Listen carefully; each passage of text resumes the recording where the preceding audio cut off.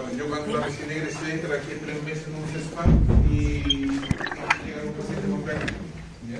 Así que les va a tocar. Los vértigos y los del equilibrio son fuertes, ¿ya? Generan un impacto importante en la calidad de vida. Hay gente que se pasa tan mal y llega a la autolisis. Pueden ser potencialmente graves, ¿ya? De todas las causas de vértigo, hasta un 7% puede corresponder a una enfermedad neurovascular o algún tumor. Así que la idea es poder descartar eso y que no se nos muera nadie por vértigo, ¿ya? Se sabe a nivel del mundo cuál es la causa más frecuente de vértigo, que es el vértigo positivo parasítico benigno, ¿ya? Esa es la causa más frecuente de vértigo. Y cuando esa es la causa, y en general cuando la causa es periférica, ya es súper tratable, ¿ya? Se puede mejorar la vida, la mayor parte de los casos son curables o al menos estabilizables, ¿ya? Si uno conoce esto bien, debería andar bien en su práctica clínica. Las definiciones son más o menos y las clasificaciones son más o menos recientes, ¿ya? Si bien desde 1800 ya se hacían diagnósticos de vértigo, pero las clasificaciones son después del año 2010, incluso después del año 2014, se empezaron recién a establecer los criterios diagnósticos, ya en un consenso. Entonces, es relativamente reciente las clasificaciones. Y es tan frecuente que al menos el 10% de la gente en algún momento de su vida va a presentar vértigo. ¿Ya? Y hasta un tercio o un 30% de las personas en algún momento va a presentar un mareo. ¿Ya? La diferencia entre vértigo y mareo la vamos a ver después, pero para adelantar, básicamente el vértigo es la sensación de un movimiento cuando este realmente no existe, hay movimiento. ¿Ya? Y el mareo no hay movimiento propiamente tal, la sensación de inestabilidad o la sensación de distorsión espacial. ¿Ya? Esa es la sensación de mareo. ¿Ya? Básicamente es el movimiento, la sensación de movimiento lo que es la diferencia entre vértigo y mareo. ¿Ya? La prevalencia anual de vértigo ya puede ser un 5%, ¿ya? Y un 15% de la población va a consultar en medicina por mareo o por vértigo, ¿ya? Es una consulta frecuente. La mayor parte de los casos, como digo, habitualmente no es algo grave. Entonces tenemos el concepto de vértigo, el concepto de mareo, el concepto de desequilibrio, ya que pueden ser bastante similares. A veces los pacientes no son capaces de diferenciar. Ya puede que tú al interrogatorio no logres determinar exactamente si el paciente presenta vértigo, mareo o desequilibrio. ¿Ya? El enfoque antiguo de la medicina era tratar de sí o sí investigar si existe diferencia en la anamnesis del paciente entre esos 3 síntomas. Actualmente se ha visto que no es tan importante, porque tanto el vértigo como el mareo como el desequilibrio pueden ser originados en el oído o en el cerebro. No es lo más importante, pero si uno lo logra determinar, te puede aportar un poco. ¿Ya? Pero si el paciente no lo logra dilucidar, tampoco se encasille en eso. ¿Ya? Entonces, vértigo, sensación de movimiento cuando este no existe, que puede ser rotatorio o no rotatorio. Es decir, puede que me estén dando vuelta las cosas o sentir que se mueve todo hacia adelante, hacia atrás, hacia arriba, hacia abajo. Ya eso es vértigo. ¿Ya? Mareo, como les mencionaba, es la sensación de distorsión espacial. Siento todo extraño, como siento que me voy a caer. ¿Ya? Y desequilibrio es la tendencia a caerse hacia algún lado. Eso básicamente es la diferencia.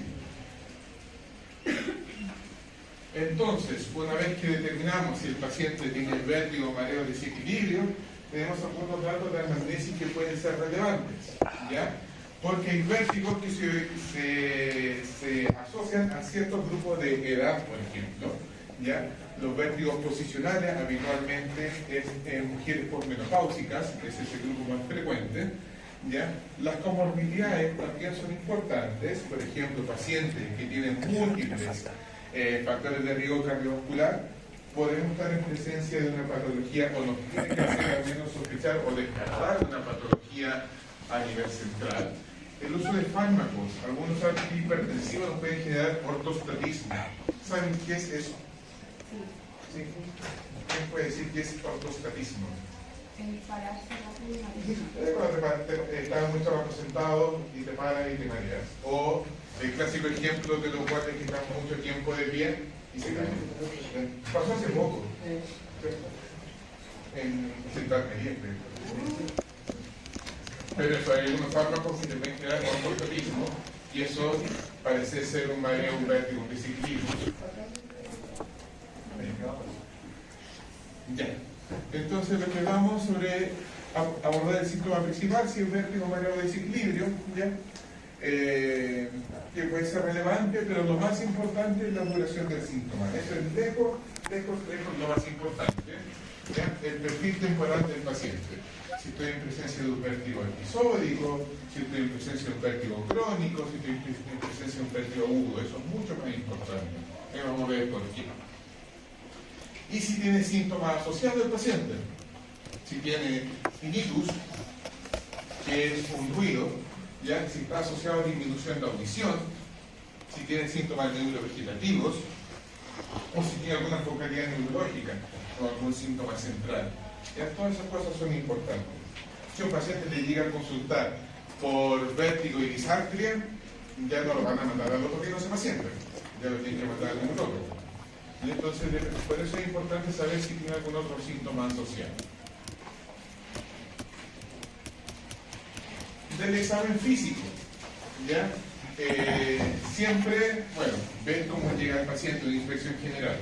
Ya si el paciente llega en silla de ruedas incapaz de levantarse, y que básicamente es una ataxia grado 3, va a ser imposible que ese paciente tenga una enfermedad solamente del oído. Ya ese paciente tiene que descartar un accidente vascular. El examen otorrino en general, ya siempre hacer otoscopía, porque hay complicaciones de otitis que te pueden dar vértigo. Ya que tengo un oído común, ya lo van a ver ahí en el video de otoscopía, con el martillo, el lumbo, el cono luminoso y el resto de los cuadros pesados, ya con un conducto auditivo normal. Eso es bien usado, ya. Pero si tengo un paciente con vértigo y una otoscopía compatible con una otitis, puede ser perfectamente una complicación de uno mismo, ya. Por eso siempre hacer otoscopía.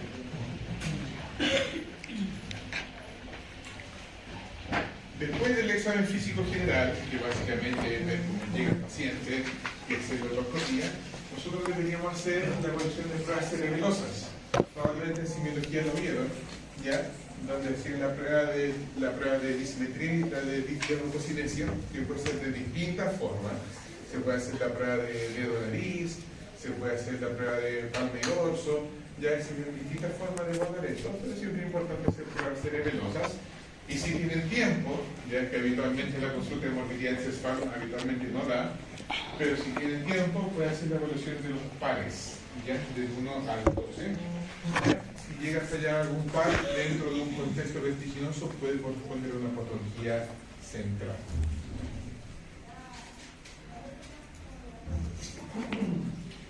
Y adentrándonos al examen otoneurológico propiamente tal, ya están las pruebas de equilibrio estático y las pruebas de equilibrio dinámico. Ya la prueba de equilibrio estático más conocida es la prueba de Romberg. Ya está el Romberg normal, que básicamente es quedarse de pie. Estoy haciendo un Romberg en este momento. ¿Ya? Y ahí yo les dije que estoy evaluando propiocepción, fundamentalmente. Y yo lo puedo sensibilizar, es decir, tratar de aislar lo más posible del sistema vestibular, pidiéndole al paciente que cierre los ojos. ¿Ya? Puedes colocar, decir también al paciente que coloque un pie delante del otro, ¿ya? Ahí está aislando un poco o sea, quitando un poco el propioceptivo, o dándole pequeños empujones al paciente con los ojos cerrados, y también quitas el propioceptivo y sensibilizas tu Romberg, ¿ya? Y con eso tú aíslas tu sistema vestibular. Si sistemáticamente se te cae hacia un mismo lado, por ejemplo, estoy con los ojos cerrados, un pie delante del otro, y sistemáticamente me caigo hacia el lado izquierdo, probablemente mi sistema vestibular izquierdo está fallando. Es que cuando yo estaba en práctica, nadie se quedaba como quieto, pero todos tendían a compensar. Eso es normal. Eso es normal. Ya, lo que te va a asustar del Romberg, o no que te va a asustar, pero sí que la utilidad del Romberg es si siempre te vas hacia el mismo lado. Si te vas hacia cualquier lado es alteración de la base de tu sustentación, no te dice nada. Ya, de hecho, cualquiera de nosotros se puede ir a cualquier lado. Ya, pero si siempre te vas hacia el mismo lado, quiere decir que tu sistema vestibular de ese lado es el que está fallando. Aunque compensa. ¿Ah? Aunque compensa. ¿Ya? Ahora, no son pruebas 100% fidedignas, pero son pruebas que son orientativas. ¿Ya? ¿Se entiende esa idea, cierto? ¿Ya? Si sistemáticamente te vas hacia el mismo lado, se considera que el romper sensibilizado es positivo. ¿Ya? Esta es la prueba de índice de Barani, ¿ya? Que básicamente es, van a ver hartos nombres acá como Barani, como Menier, que fueron grandes otoneurólogos de hace mucho tiempo. ¿Ya? Así que se van a repetir esos nombres. Entonces, la prueba de índice de Barani básicamente es extender los dedos, ya con los ojos cerrados, y si se cae también sistemáticamente la mano del mismo lado, probablemente ese paciente tenga una patología vestibular de ese mismo lado. ¿Ya? Eso. Como digo, son pruebas de equilibrio estático, no son pruebas que te hacen el diagnóstico, pero sí que te pueden orientar. Y si existe el equilibrio estático, existe el equilibrio dinámico. ¿Ya? Dentro de la prueba de equilibrio dinámico está la que más se usa, es la prueba de Anderberg-Fukuda, que básicamente es la prueba de marcha en su sitio. ¿Ya? Cuando uno le dice al paciente que extienda los brazos, levante las rodillas y trate de no avanzar. Después uno le dice al paciente que cierre los ojos, entonces también ahí quitamos el visual, al levantar las piernas, ya quitamos el proprioceptivo, y si se va también sistemáticamente hacia un mismo lado, ya probablemente ese paciente tenga una patología vestibular de ese lado. Esa es la prueba de Anderberg-Fukuda. Y es dinámico porque hay un movimiento asociado. La marcha de Babinski-Weil básicamente es con los ojos cerrados caminar 5 pasos hacia adelante y 5 pasos hacia atrás. También, si te vas hacia su mismo lado, probablemente tenga una patología vestibular de ese mismo lado. Esas son las pruebas de equilibrio estático y dinámico. Esta marcha no es con los ojos cerrados. Con los ojos cerrados. No parece que así. ¿Sí? Sí, tú primero partes con los ojos abiertos para que la domine bien, y después dice que cierra los ojos. Si falta el tiro con los ojos cerrados, probablemente te vayas a caer. ¿Bien? Pero dice que parte con los ojos abiertos, cuando lo tenga ya dominado, que cierra los ojos. ¿Ya? Y en general en el rover terminamos lo mismo. Que coloque el pie delante del otro, que lo domine, cuando esté totalmente claro, cierra los ojos y si se cae siempre el mismo lado, lo más probable es que tenga una enfermedad de ese mismo lado. Eso.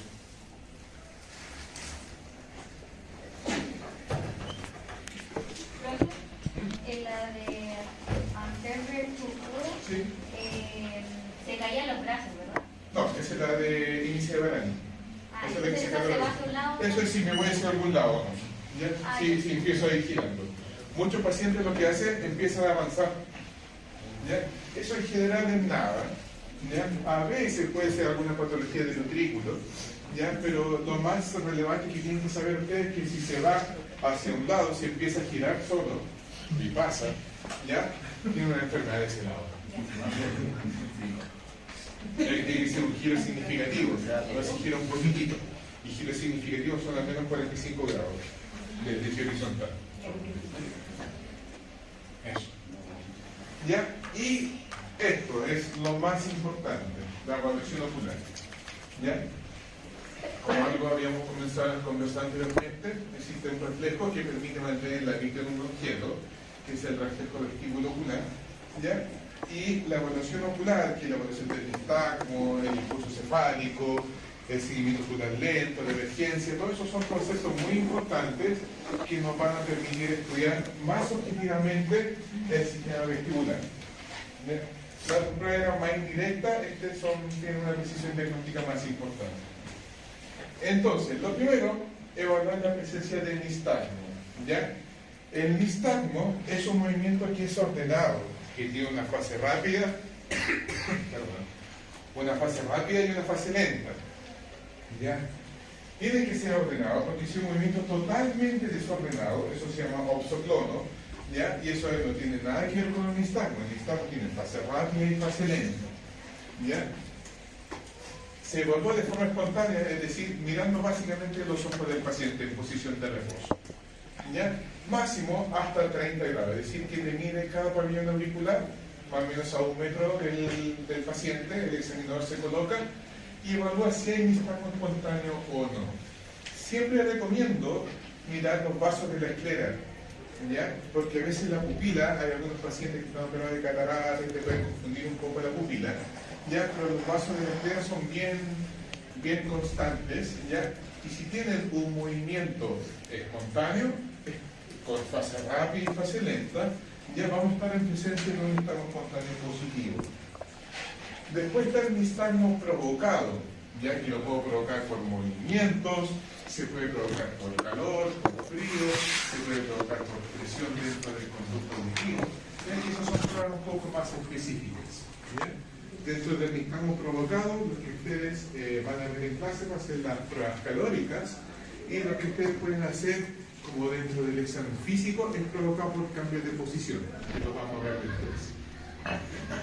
El seguimiento ocular básicamente consiste en que tú también te colocas a 1 metro del paciente y le pides al paciente que siga tu dedo en los planos horizontales y verticales. ¿Ya? Y este es lo más importante, el impulso cefálico. ¿Ya? El impulso cefálico es el examen, dentro del examen físico, el estándar para evaluar la función vestibular de un oído. ¿Ya? El impulso cefálico es la medida para evaluar el reflejo vestíbulo ocular. ¿Qué es el reflejo vestíbulo ocular? Primero que todo es el reflejo más rápido del cuerpo. Lo vamos a ver en más detalle en la clase de síndrome vestibular agudo. ¿Ya? Y permite mantener la vista en un objeto mientras la cabeza se está moviendo. ¿Ya? El impulso cefálico evalúa específicamente ese reflejo, que es lo más importante. Vamos a ver después en detalle cómo se realiza el impulso cefálico. Este es lo más importante. Entonces, el nistagmo espontáneo. Entonces, aquí vamos a ver en este video bien cómo se ve la fase rápida y la fase lenta. Esto es súper importante.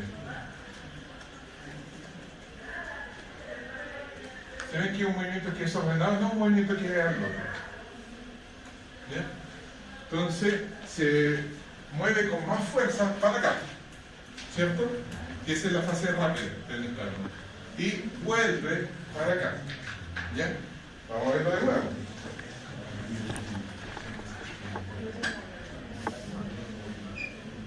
¿Ven todo bien en el video, cierto? ¿Se ve bien?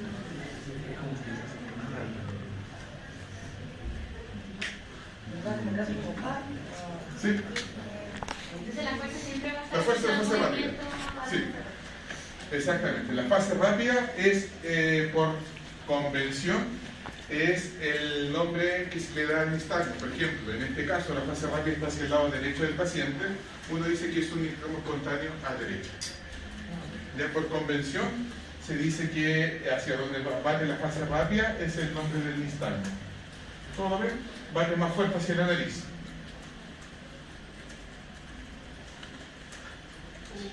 ¿Cierto? ¿Por qué por convención? Porque es la más fácil de ver. Solamente por eso. Ya, esto es un nistagmo espontáneo, ¿ya? Que a veces va más rápido, a veces va más lento, pero siempre tiene una fase rápida y una fase lenta. ¿Ya?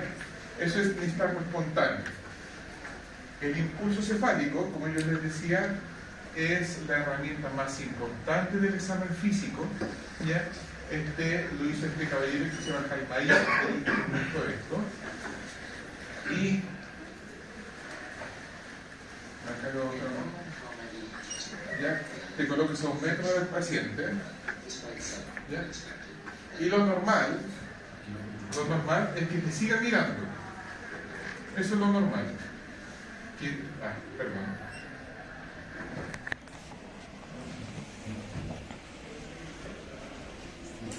Entonces, lo normal es que te siga mirando el paciente mientras tú le mueves la cabeza. ¿Ya? Si su reflejo vestíbulo ocular está conservado, te va a seguir mirando. Va a seguir manteniendo la vista en el objeto. Eso es lo normal. ¿Ya? Obviamente esto es una actuación, ya sí que va a estar exagerado. Eso es alterado. ¿Ya?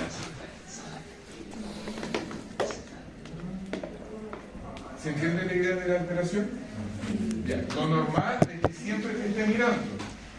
Lo anormal es que si yo estimulo un lado, ya no se genera la despolarización que hablamos anteriormente, entonces no se genera todo este reflejo y de forma tardía los ojos compensan por un sistema visual. El sistema visual es mucho más lento que el sistema vestibular, entonces por eso demora en compensar. Se acuerda de decir, yo debía haber estado mirando este objeto, y ahí se colocan nuevamente los ojos al medio. ¿Ya? Sí, ese es el impulso cefálico. ¿Ya? Y ahora vamos a ver un paciente real.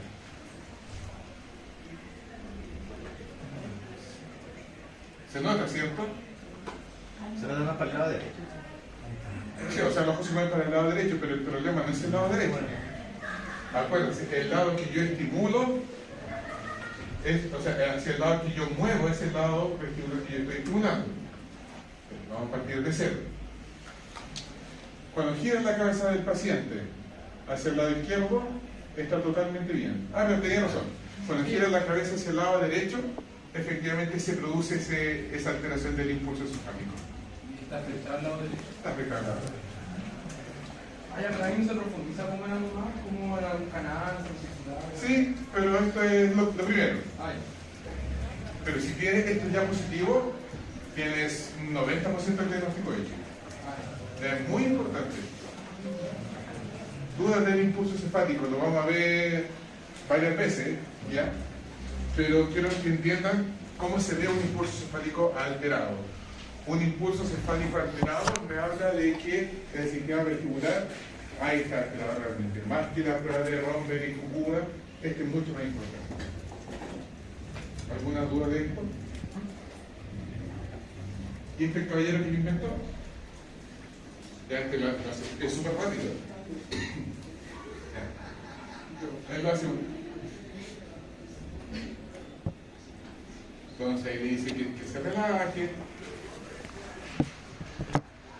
Y tiene que mirar, habitualmente le hace que te mira a la nariz o a la glabela, que es el punto de la unión de la nariz con el frontal.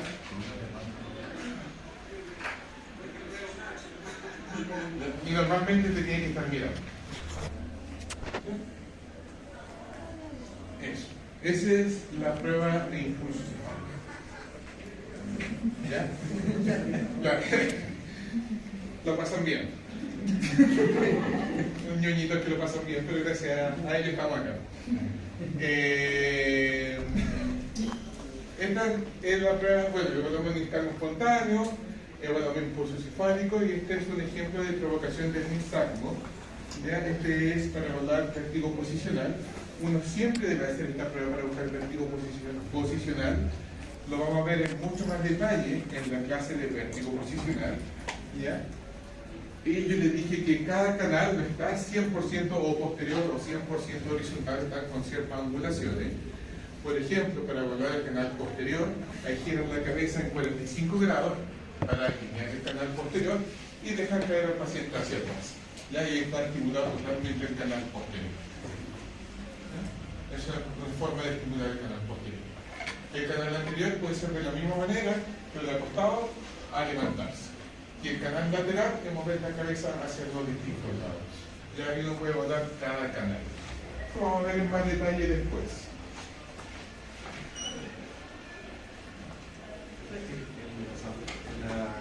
El nombre que aparecía al lado era el nombre de la técnica. De la prueba en sí, como digo, vamos a ver después. Discalpay, evaluar el canal posterior, y McClure o Rodtest, evaluar el canal lateral. Esto lo vamos a ver después, con más detalle. Entonces, yo lo que les decía, antiguamente se centraba mucho en el síndrome vertiginoso, si era vértigo mayor desequilibrio, pero habitualmente, sobre todo el adulto mayor, cuesta bastante saber cuál es el síntoma realmente que tienen. Así que si a la primera o a la segunda no logran saber qué tienen, no insistan, no pierdan tiempo y continúen con la anamnesis, porque lo más importante ya es el perfil temporal. ¿Ya? Aparte de saber el perfil temporal, tenemos que saber también si existen algunos gatillantes, que el vértigo se origina al moverse, al levantarse, al acostarse. Si hay síntomas acompañantes, síntomas auditivos como hipacusia o tinnitus, si está asociado a cefalea o migrañas, si hay foto o fonofobia, ¿Ya? También los síntomas acompañantes son muy importantes porque nos pueden orientar hacia qué tipo de vértigo presenta el paciente. Y como les dije, lo más importante de todo en la anamnesis es el perfil temporal, porque existen tres perfiles temporales, que es el vértigo episódico, el vértigo agudo y el vértigo crónico. Ya, los más comunes son los vértigos episódicos, que básicamente es que me da una crisis de vértigo, después se me pasa, después a las horas o a los días me da otra crisis de vértigo y después se me pasa. Ya, eso es un vértigo episódico. ¿Ya? Un vértigo agudo es que estoy por horas o días con vértigo, 24/7. Ya todo el tiempo con vértigo. ¿Ya? Este es el vértigo más sintomático de todos, ¿ya? Y es el vértigo que puede aparecer en un accidente vascular. Por eso es importante sospechar, sobre todo en el vértigo agudo. ¿Ya? Y el vértigo crónico, estoy todo el tiempo con mareo o desequilibrio, ya no es tan intenso como los otros vértigos, pero es bastante más duradero. ¿Ya? Ese es el vértigo de perfil temporal crónico.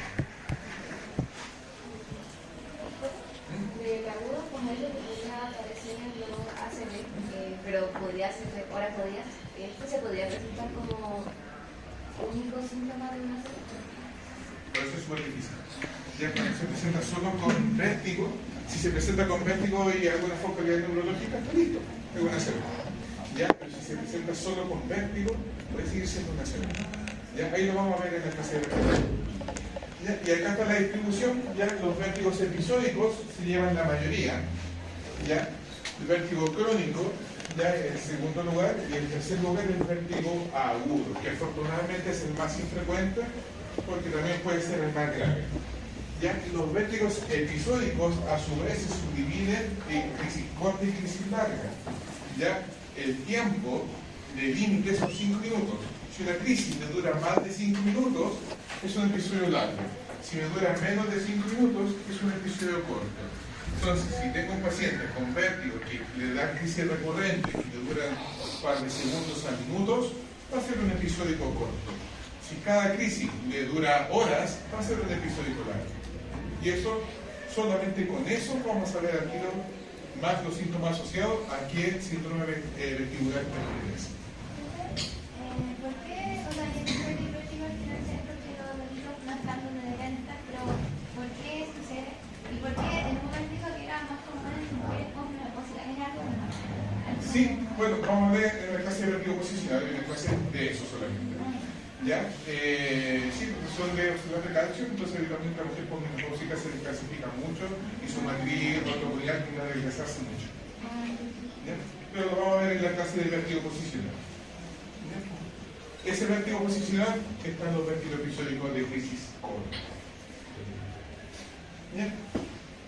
Y acá, dependiendo del perfil temporal, vamos a ver más o menos a qué pertenece. Si es un perfil temporal con episódico de crisis corta, lo más posible es que el paciente esté con un vértigo posicional. Si el paciente tiene un episodio de crisis larga, puede ser una enfermedad de Meniere o un vértigo asociado a migraña o migraña vestibular. Si es un vértigo agudo, puede ser una inflamación del nervio vestibular o un ACV. ¿Ya? Si un vértigo crónico, pueden ser los trastornos somatomorfos, ¿ya? Pueden ser neuronitis no compensadas o algunas otras patologías vestibulares más raras. Entonces, solo con el perfil temporal y algunos síntomas asociados, nosotros vamos a poder al tiro encasillar al paciente a qué tipo de vértigo está presentando. Esto es lo más importante de la anamnesis. A mí me quedó una duda. Entonces, el crónico, como lo voy a mantener siempre, pero quizás... Siempre, no de tanta intensidad. Eso, no es tan intenso. Pero, por ejemplo, el largo es intenso y dura más de 5 minutos, pero no se va a extender, no sé No va a ser días el episodio de crisis larga. El que va a durar varios días es el agudo. Sí. ¿Ya? Y el que va a durar más de 3 meses es el crónico. Pero tengo una duda, como la duración como de días, es como, yo estoy todo el rato con vértigo, todos esos días, sí. pero por ejemplo, me ha pasado que he estado 4 días, pero con vértigo como cada, no sé, 2 horas. Sí, esos son Esos serían episódicos, pero son que... episodios de crisis larga. Ah, Sí. ya. Exacto. El agudo propiamente tal, estoy todo el rato con vértigo. Ah, ya. No se me pasa. ¿Ya? Yo voy a tener vértigo de crisis larga, pero periodos sanos. Eso es ese episodio. Ya. Esa es la diferencia. Entonces, para el paciente es más fácil determinar esto que determinar si tengo vértigo, mareo, desequilibrio. ¿Ya? Entonces esto es más importante. Eso, ¿se entiende esta idea, cierto?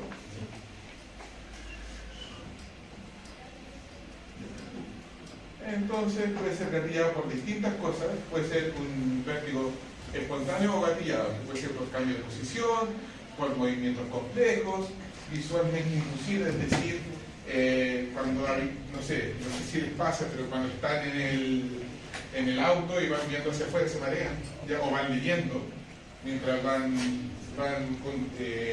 como de pasajero en el bus también, ¿ya? Inducido por valsalva, es decir, por presión, por sonido y por los cambios ortostáticos. Tenemos distintos gatillantes. Tratar de identificar si hay algún gatillante asociado. ¿Ya? También otras cosas, alcohol, etc. Eso, ¿ya? Eso en cuanto a introducción a los síntomas vestibulares. ¿Dudas de eso? Vértigo posicional femenino. Lo vamos a ver en clase de eso. Más de 3 meses. Más de 5 minutos. Episodio corto, menos de 5 minutos.